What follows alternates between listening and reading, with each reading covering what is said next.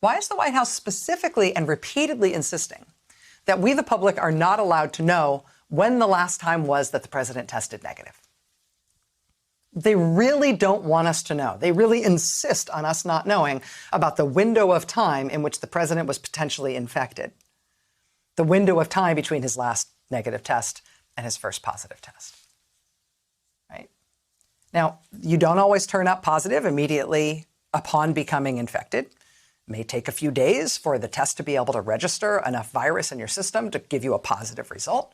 But knowing the difference between the last negative test and the first positive test, knowing what that window was, knowing about the progression of the virus and how long it takes to actually potentially turn up a positive test result after infection, this would be helpful. This would be helpful, maybe not to the president's care, but it would be helpful to a lot of people who have had contact with the president or contact with his close contacts in the time around his infection.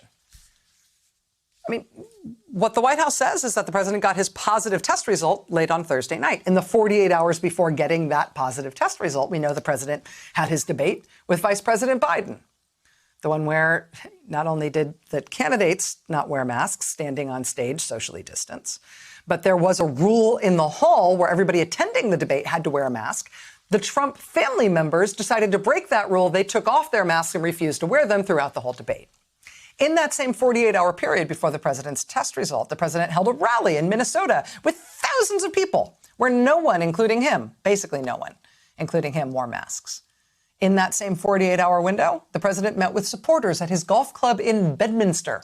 He traveled to Bedminster, New Jersey, right? He travels to Cleveland, goes to the debate, travels to Minnesota, does the rally, travels to Bedminster to go do his fundraiser thing, takes photos with everybody for the campaign fundraiser that he holds there.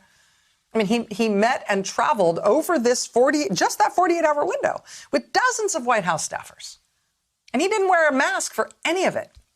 Was he infected all that time?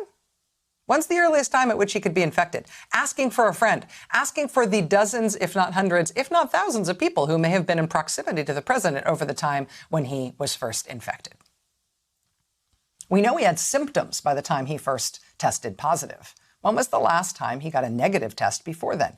Knowing the window is not necessarily helpful for understanding the president's health. It would be very helpful. It is important for figuring out who else the president potentially infected, because it could be legions. If they won't tell us when he got infected, if they will not clarify when his testing revealed his exposure and infection for the first time, we are left to wonder, like, how many things the president did where he potentially infected everyone near him, but also how many things the president did while he might have known he had COVID. Were there multiple tests? Did he do a rapid test before he did a confirming PCR? What was the timeline of his testing? Let us know as a matter of public health.